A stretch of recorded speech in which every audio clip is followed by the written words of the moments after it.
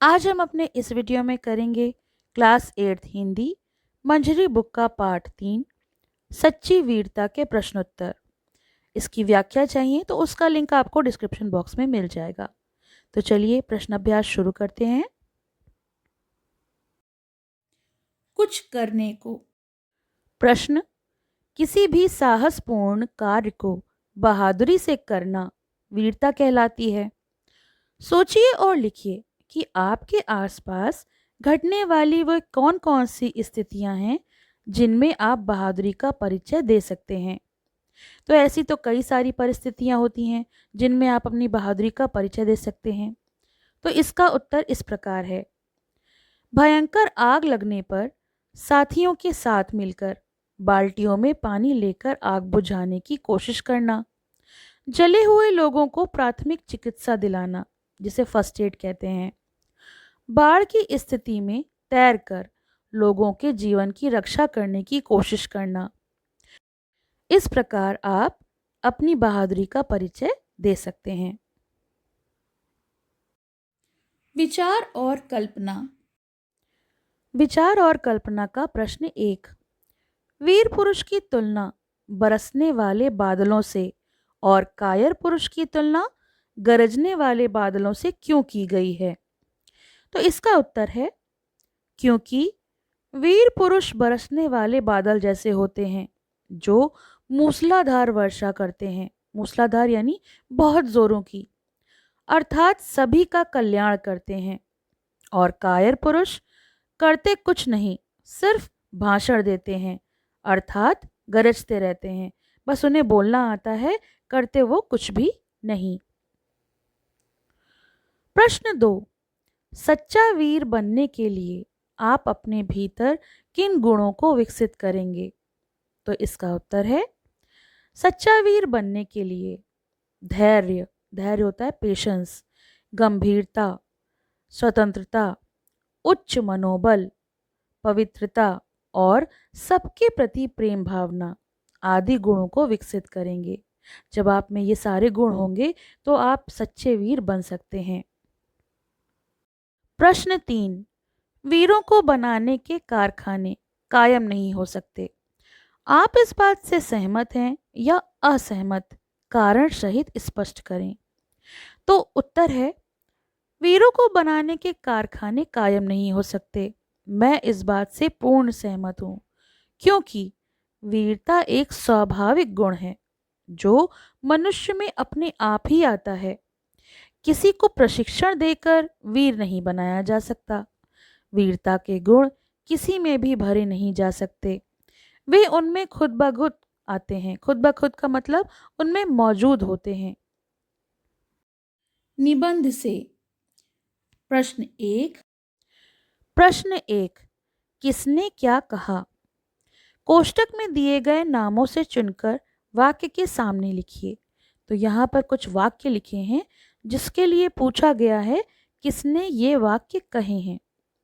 पहला है का, अनलहक, अह ब्रह्मास्म, ये मंसूर ने कहा। ख, मैं तुमको अभी जान से मार डालूंगा, ये बादशाह ने कहा। ग, अटक के पार जाओ, ये महाराजा रणजीत सिंह ने कहा। और घ, आलस्य है नहीं, ये नेपोलियन ने कहा। प्रश्न 2। लेखक के अनुसार दुनिया किस पर खड़ी है, यानी दुनिया किसके बदौलत चलती है। क, धन और दौलत पर। ख, ज्ञान पर। ग, हिंसा और अत्याचार पर। या फिर घ, धर्म और अटल आध्यात्मिक नियमों पर। तो लेखक के अनुसार दुनिया घ, धर्म और अटल आध्यात्मिक नियमों पर चलती है। प्रश्न 3। अपने अंदर की वीरता को जगाने के लिए हमें क्या करना चाहिए। तो यहाँ पर कुछ कथन दिए हुए हैं, सही कथन पर हमें टिक का चिन्ह लगाना है। उत्तर है सच्चाई की चट्टान पर दृढ़ता से खड़ा होना चाहिए। इससे हम अपने अंदर की वीरता को जगा सकते हैं। प्रश्न 4। सच्चे वीर पुरुष में कौन कौन से गुण होते हैं? तो इसका उत्तर है, सच्चे वीर पुरुष में धैर्य, गंभीरता, स्वाभिमान, साहस आदि गुण होते हैं। उनमें उच्च मनोबल, पवित्रता और सबके प्रति प्रेम की भावना होती है, तभी वे सच्चे वीर पुरुष कहलाते हैं। प्रश्न 5, बादशाह द्वारा जान से मारने की धमकी देने पर गुलाम ने क्या कहा? उत्तर है, गुलाम ने फांसी पर चढ़ जाने और बादशाह का तिरस्कार यानी अपमान करने की बात कही।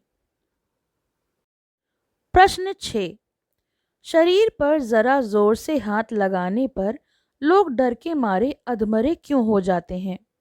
तो इसका उत्तर है, लोग शरीर को जीवन का केंद्र समझते हैं, इस कारण शरीर रक्षा के लिए निमित्त लोग डर के मारे अधमरे हो जाते हैं।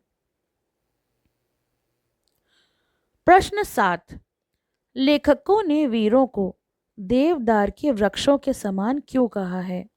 तो इसका उत्तर है, वीर पुरुष देवदार की तरह स्वयं पैदा होते हैं, अपने सहारे मजबूत बनकर दूसरों के काम आते हैं। अर्थात वीर पुरुष भी देवदार की तरह बहुत उपयोगी होते हैं। इसीलिए लेखक ने वीरों को देवदार के वृक्षों के समान कहा है। भाषा की बात का प्रश्न 1, निम्नलिखित मुहावरों का अर्थ लिखते हुए इनका वाक्य प्रयोग कीजिए। तो यहाँ पर कुछ मुहावरे दिए हैं, साथ ही साथ उनका अर्थ भी दिया हुआ है और इनका वाक्य प्रयोग भी दिया हुआ है। तो चलिए पहला पढ़ते हैं। डर से अधमरा होना यानी अधिक डर जाना। इसका वाक्य प्रयोग होगा, सांप को सामने देखकर सीमा डर के मारे अधमरी हो गई। दूसरा है छाती ठोककर आगे बढ़ना। इसका अर्थ होता है हिम्मत दिखाना। आतंकवादी को भागता देखकर सुरक्षा कर्मी छाती ठोककर आगे बढ़ा। तीसरा है रास्ता साफ होना यानी रुकावट ना होना। रास्ता साफ हो जाने पर रेलगाड़ियां लंबा चक्कर छोड़कर अपने नियत पथ पर चलने लगी। चौथा रंग चढ़ना। इसका अर्थ होता है असर होना। वीर पुरुष को देखकर वीरता का रंग चढ़ना स्वाभाविक है। पांचवा है दिल को बांध देना। इसका अर्थ होता है दिल को काबू में कर लेना। गांधी जी ने अपने सर्वधर्म स्वभाव से लोगों को दिलों को बांध लिया था। प्रश्न 2, आजाद, गुलाम, बादशाह, कैदी, फौज, दरिया और कुदरत, ये सब उर्दू के शब्द हैं। हिंदी में इनके समानार्थी शब्द लिखिए, यानी जो ये शब्द दिए हैं इनके हमें हिंदी में समानार्थ वाले शब्द लिखने हैं, इनका अर्थ बताना है। तो आज़ाद का होता है स्वतंत्र, गुलाम का सेवक, बादशाह कहते हैं राजा को, कैदी यानी बंदी जिसे बंदी बना के रखते हैं, फौज होती है सेना, दरिया होती है नदी, कुदरत कहते हैं प्रकृति को। तो ये सब हिंदी के शब्द हैं। प्रश्न 3, सतत्व शब्द में त्वा लगाकर यानी प्रत्यय जोड़कर सतत्व शब्द बन गया है। नीचे लिखे शब्दों में त्वा लगाकर नए शब्द बनाइए, यानी महत में त्वा लगाएंगे तो बनेगा महत्व, प्रभु में त्वा लगाएंगे तो बनेगा प्रभुत्व, तत् में त्वा लगाएंगे तो बनेगा ततत्व और वीर में त्वा लगाएंगे तो बनेगा वीरत्व। तो ये प्रत्यय जोड़कर नए शब्द बनते हैं। प्रश्न 4, विलोम या निषेध के अर्थ में, यानी जो शब्द विलोम शब्द होते हैं उनमें अगर पूर्व यानी शुरुआत में आ या अन जुड़ जाता है तो वो विलोम शब्द बन जाते हैं।